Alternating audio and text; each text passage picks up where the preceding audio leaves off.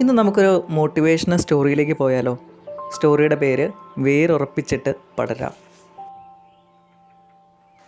പണ്ട് ഒരു ഗ്രാമത്തിലൂടെ ഒരു ഗുരു നടന്നു നീങ്ങുകയായിരുന്നു. അപ്പോഴതാ താൻ പോകുന്ന വഴിയരികിലെ ഒരു മരച്ചുവട്ടിൽ നിരാശനായ ഒരാളിരിക്കുന്നു. ഗുരു അയാളോട് ചോദിച്ചു, എന്താണ് ഇവിടെ ഇങ്ങനെ ഇരിക്കുന്നത്? അയാൾ പറഞ്ഞു, എനിക്കൊരു വീടില്ല ഗുരു. അത് കേട്ടപ്പോൾ ഗുരു തൻ്റെ പക്കലുള്ള കുറച്ച് നാണയങ്ങളെടുത്ത് അയാൾക്ക് കൊടുക്കുകയും ശേഷം ഗുരു അവിടെ നിന്ന് പോകുകയും ചെയ്തു. എന്നാൽ പിന്നീടും ഗുരു അയാളെ കാണാനിടയായി. അന്ന് ഗുരു അയാൾക്ക് ഭക്ഷണം നൽകുകയും ചെയ്തു. ഭക്ഷണം കഴിക്കുന്നതിനിടയിൽ ഗുരു അദ്ദേഹത്തോട് ചോദിച്ചു, നിങ്ങളെങ്ങനെ ഇവിടെ എത്തി? വളരെ നിരാശയോടെ തന്നെ അയാൾ പറഞ്ഞു, മറ്റുള്ളവരെ സ്നേഹിച്ചും സഹായിച്ചുമാണ് ഗുരു ഞാൻ ഇവിടം വരെ എത്തിയത്. ഞാൻ സഹായിച്ച ഒരാളും എനിക്ക് ആവശ്യം വന്നപ്പോൾ സഹായിച്ചില്ല. അയാൾ വളരെ വിഷമത്തോടെ ഗുരുവിനോട് കാര്യങ്ങൾ പറഞ്ഞു.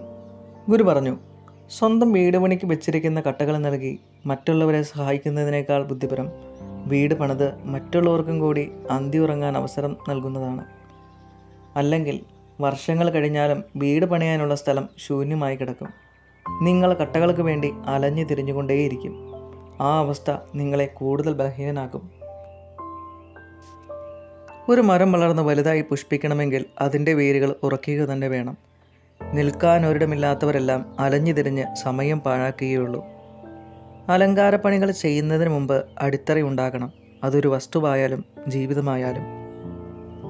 സ്വയം നിലനിൽക്കുകയും പരിപോഷിപ്പിക്കുകയും ചെയ്യുന്നവരുടെ സത്കർമ്മങ്ങൾക്ക് മാത്രമാണ് സ്ഥിരതയുണ്ടാവുക. അല്ലാത്തവരെല്ലാം ഒരൊഴുക്കിൽ പ്രത്യക്ഷപ്പെട്ട് അടുത്ത ഒഴുക്കിൽ അപ്രത്യക്ഷമാകുന്നവരുമാണ്. ഗുരു തുടർന്നു, സ്വയം പട്ടിണി കിടന്ന് അന്യൻ്റെ വിശപ്പ് മാറ്റാൻ ഒരാൾക്ക് എത്ര നാൾ കഴിയും? സ്വയം ഇല്ലാതായി മറ്റുള്ളവർക്ക് എല്ലാം നൽകണമെന്ന വിശ്വാസ പ്രമാണം പിന്തുടരുന്ന സമൂഹത്തിൽ ആരും വളരുകയില്ല. ഇല്ലാത്തതിൽ നിന്നും ആർക്കും ഒന്നും നൽകാനാവില്ല. അവനവൻ്റെ ആവശ്യങ്ങൾ കഴിഞ്ഞ് അവരനും കൂടി പങ്കുവെക്കാനും വിധം സ്വന്തം വിഭവങ്ങളെ വർദ്ധിപ്പിക്കുന്നതാണ് മാർഗം. ചില്ലകളില്ലാതെ ഒന്നിനും തണൽമരമാകാൻ കഴിയില്ല. സ്വയം വളർന്ന് ശാഖകൾ വ്യാപിപ്പിക്കുക എന്നതാണ് ആദ്യപടി.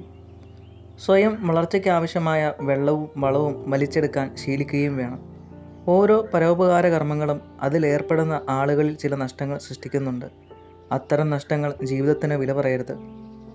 വിത്ത് അവശേഷിക്കുന്നുണ്ടെങ്കിൽ വീണ്ടും വിതയ്ക്കാം, വിളവെടുക്കാം.